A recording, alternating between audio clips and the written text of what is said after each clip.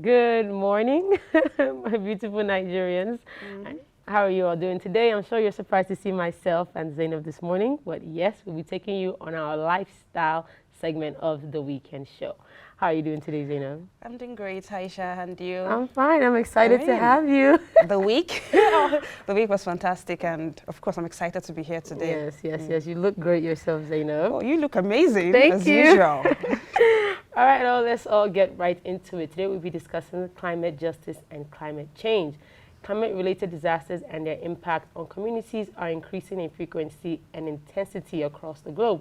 While in developed countries, they have been able to at least stigmatize this and get a hold and control. Countries have been able to adapt to this impact. The story is not the same for other developing countries like Nigeria.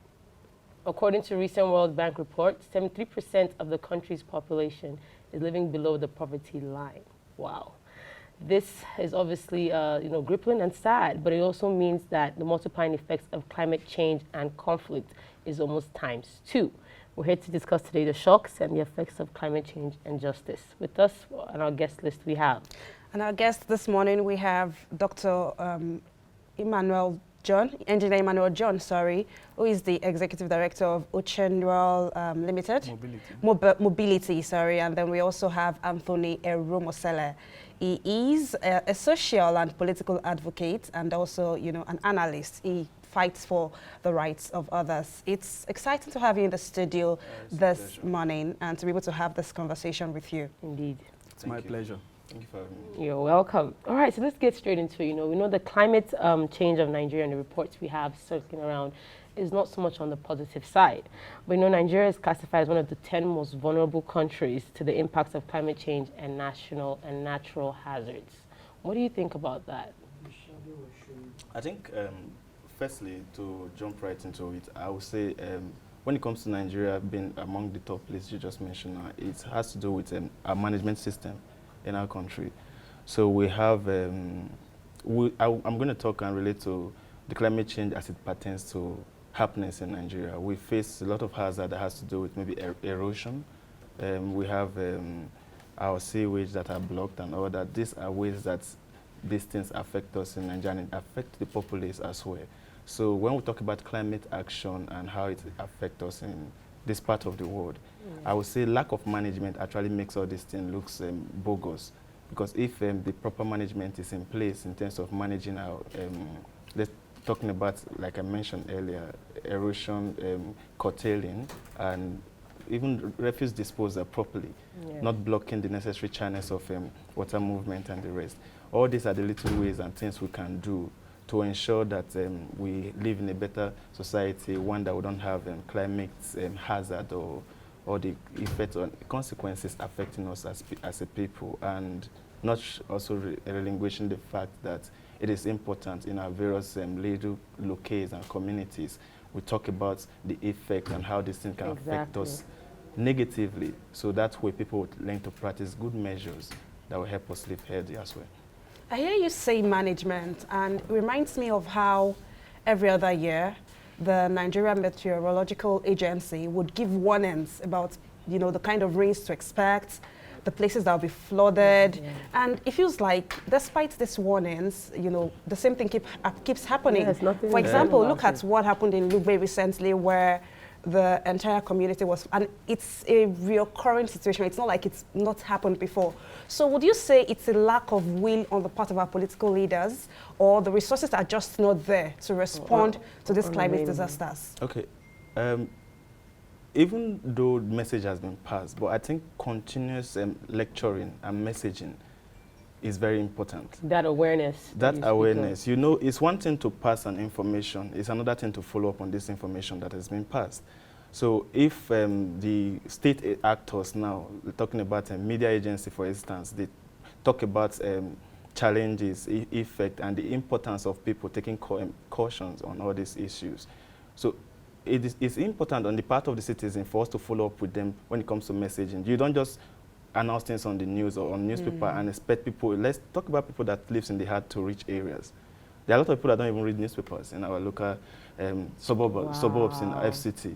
So how do they get this message in your person across? So it's very important if other agencies talking about maybe National Orientation Agency, people that is now charged with educating the citizens now. If we can have other means to educate these people that don't ordinarily watch news, taking these messages to their various suburban areas to educate them, that will go a long way with them actually implementing and adhering to all this information that is being passed.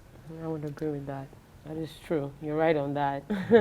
So let's go straight to, what do you feel or believe is climate justice? What do you feel that is when we refer to climate justice?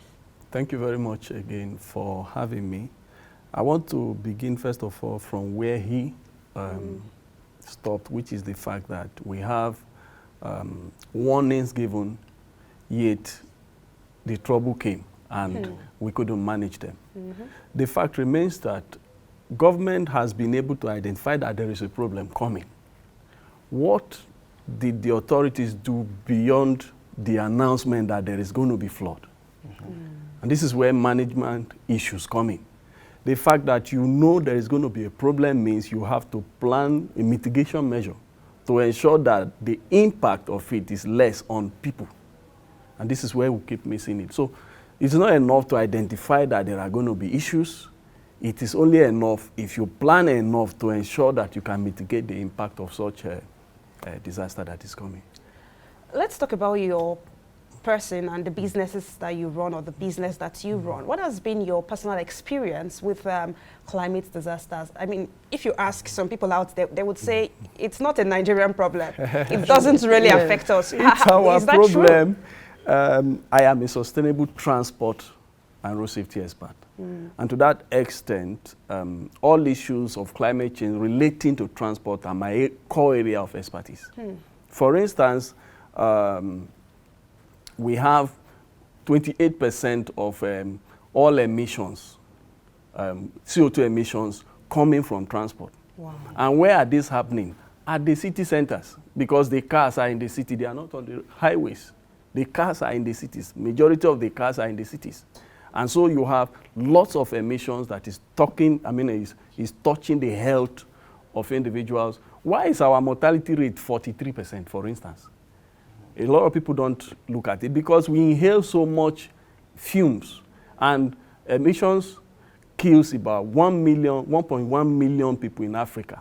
It's about the third or fourth killer disease in Africa. And you don't know to what extent that is impacting on Nigeria because we are about a huge, one of the biggest countries with such issues of emissions.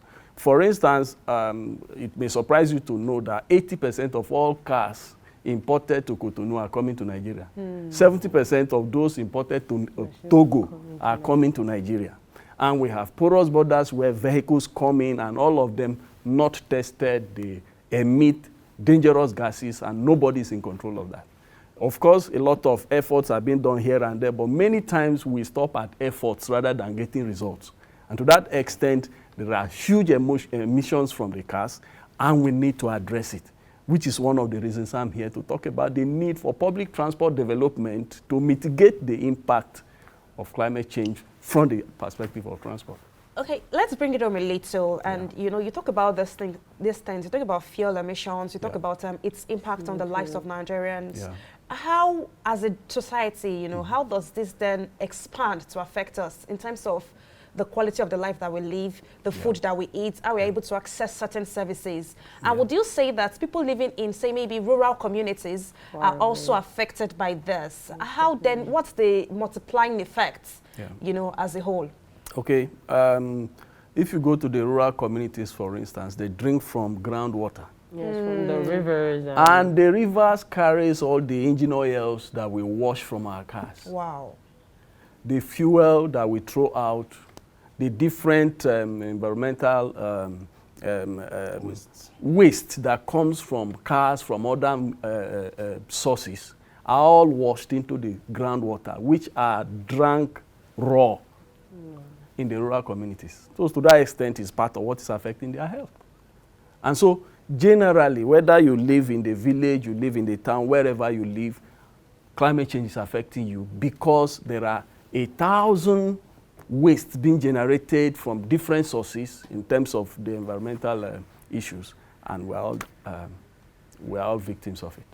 And this is why we speak of climate justice, because that's Yeah. part of the things that need to change in what you Yes. just mentioned now, and you Yeah. know, the waste that is poured into the water. So I'll further question to you, sir. What do you believe that needs to change? You mentioned management, but now we're going to look at it critically, especially with the issue or challenge he has raised for a part of our Nigerians that deal with this on a day-to-day basis. Okay, I think what needs to change here is the need for advocacy in terms of climate action and climate change.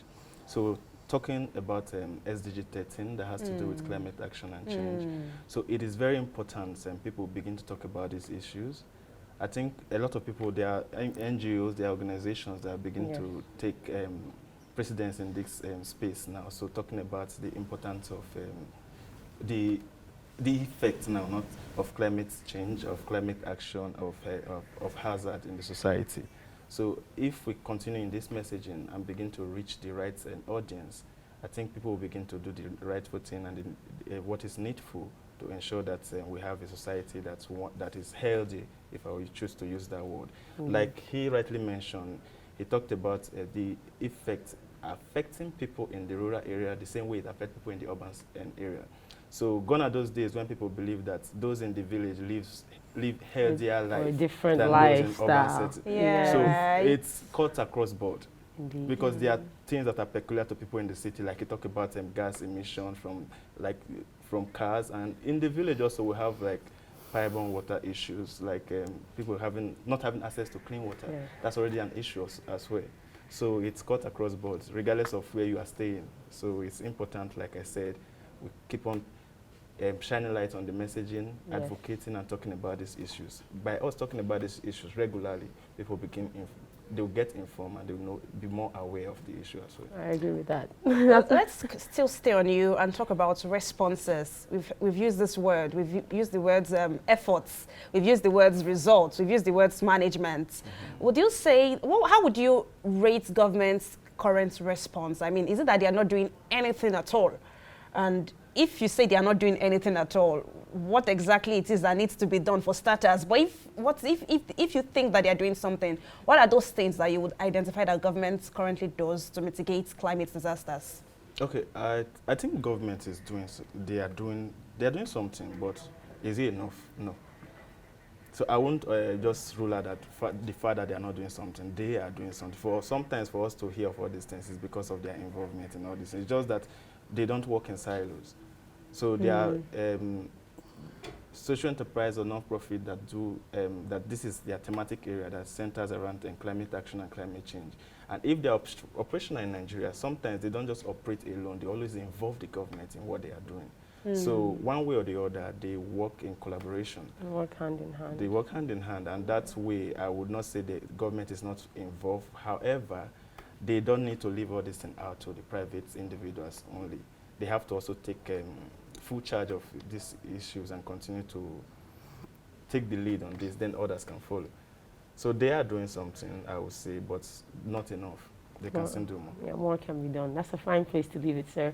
Thank you all for having us. Yeah, thank you so much, Engineer Emmanuel John of Ochenwa Mobility, and also Anthony Arumosele for being our guest on the lifestyle segment of the Weekend Show today. We thank you so much for joining us.